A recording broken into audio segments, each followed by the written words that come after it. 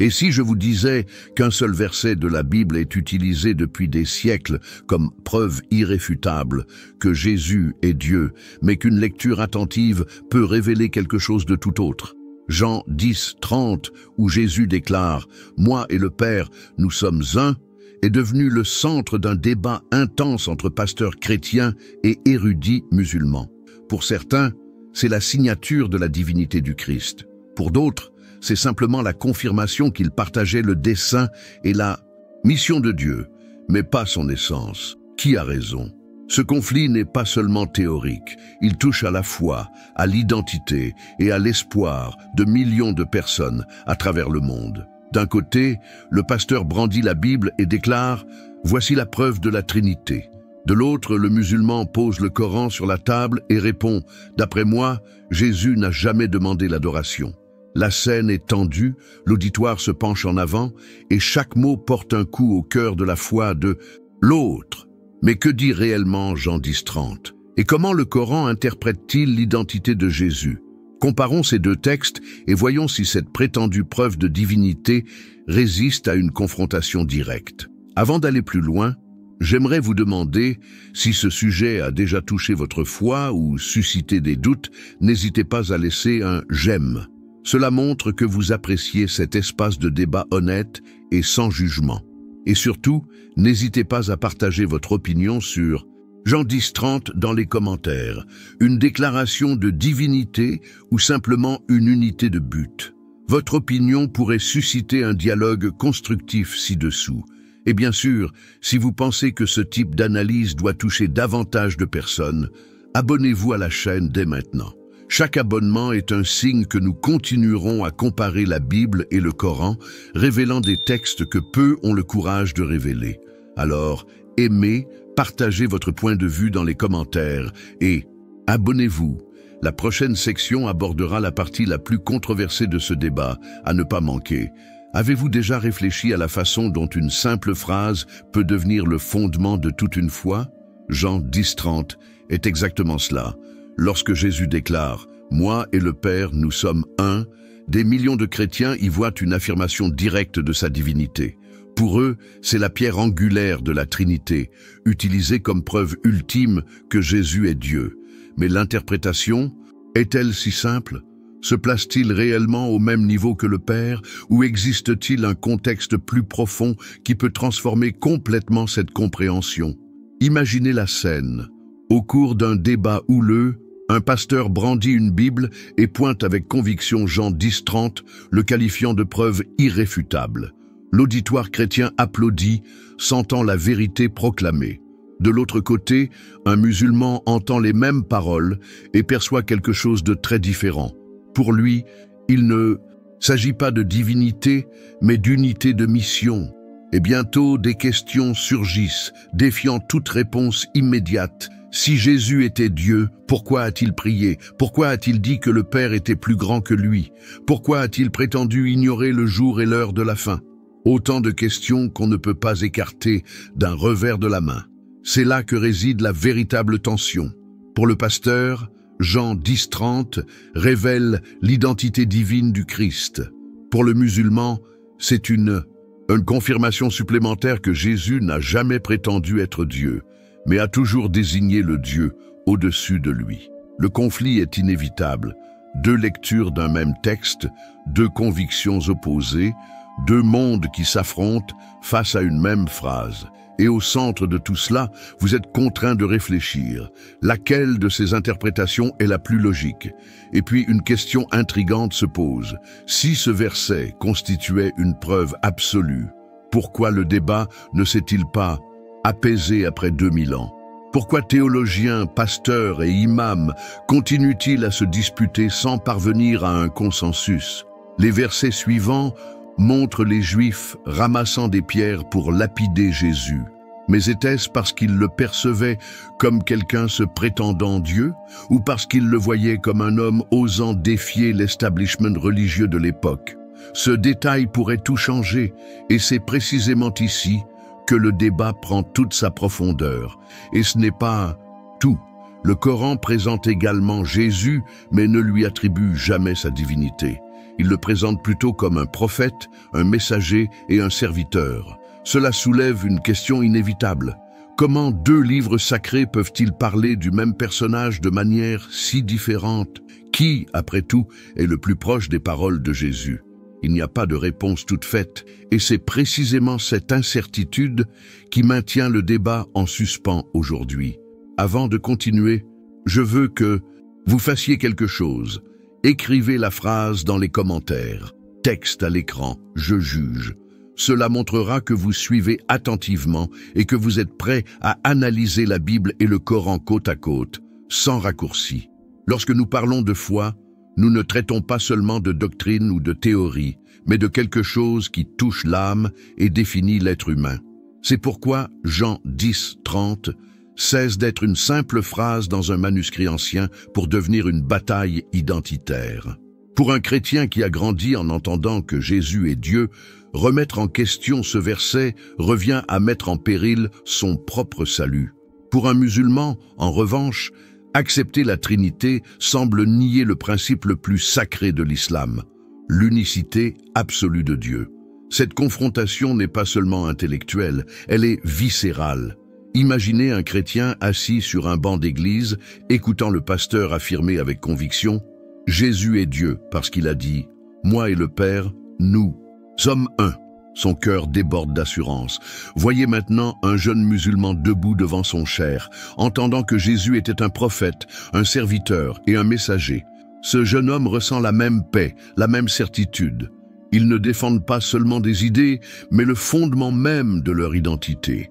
Et lorsque ces convictions entrent en conflit, il ne s'agit pas seulement d'une dispute de versets, il s'agit du droit d'affirmer « Je porte la vérité ».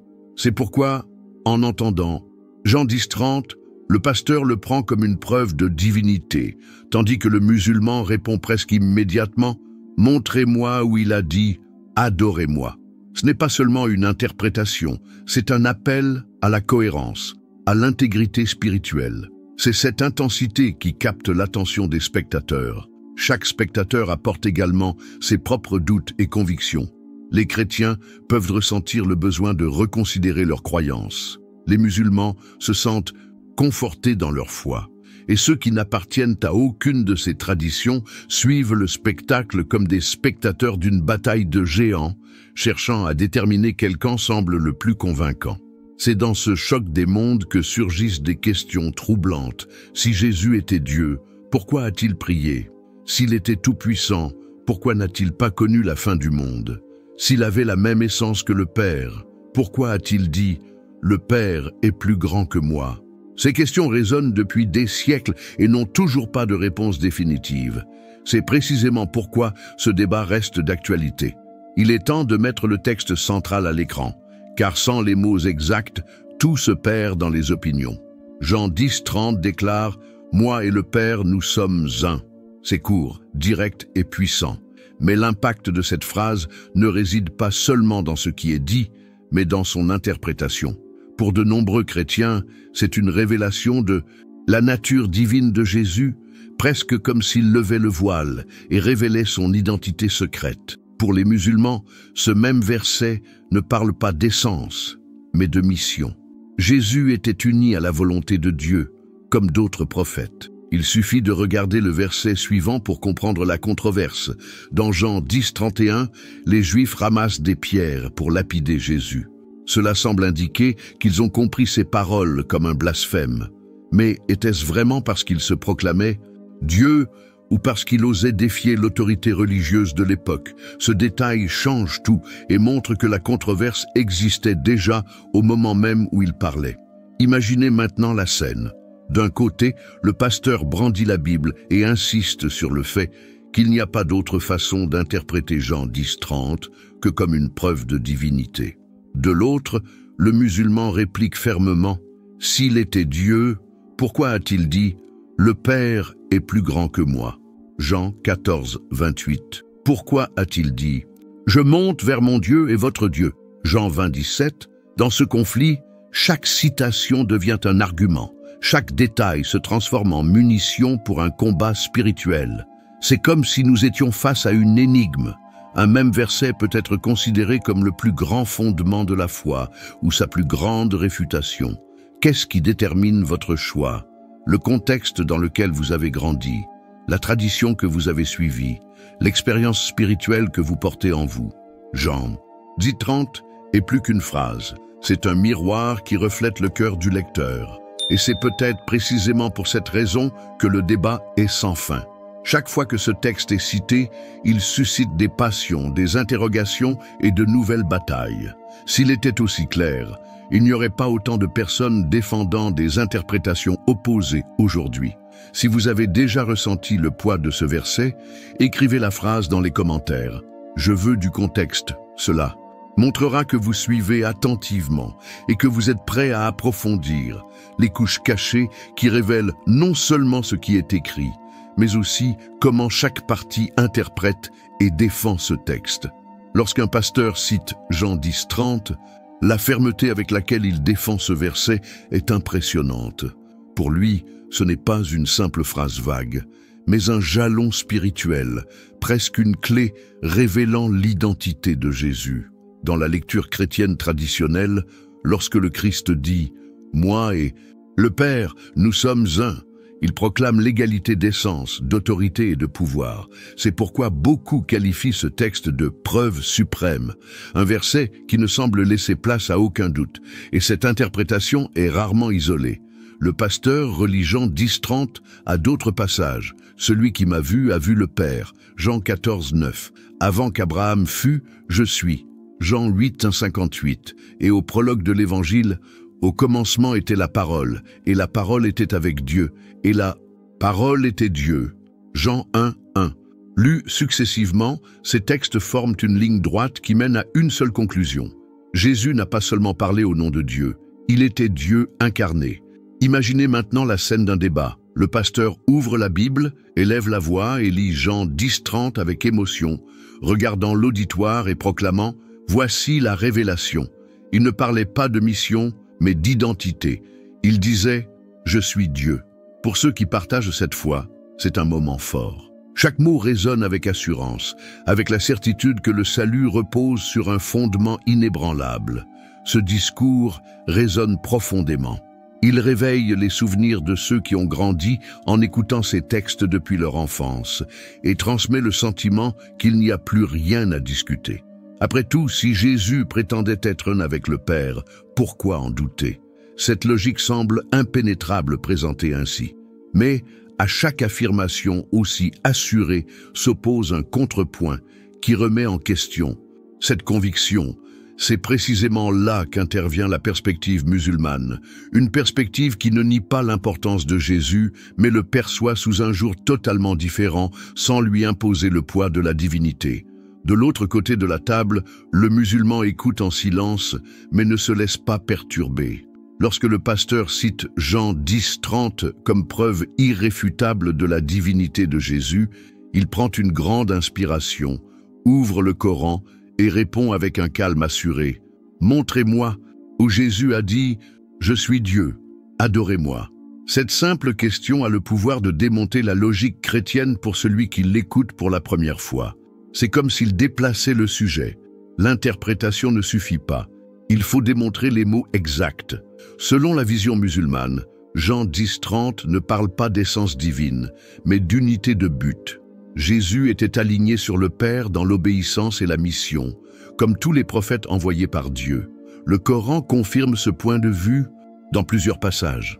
Dans Al-Maïda 5:116, par exemple, Dieu demande à Jésus « Est-ce toi qui as dit aux hommes « Prenez-moi, moi et ma mère, pour des dieux en dehors de Dieu ?» Et il répond « Glorifié sois-tu.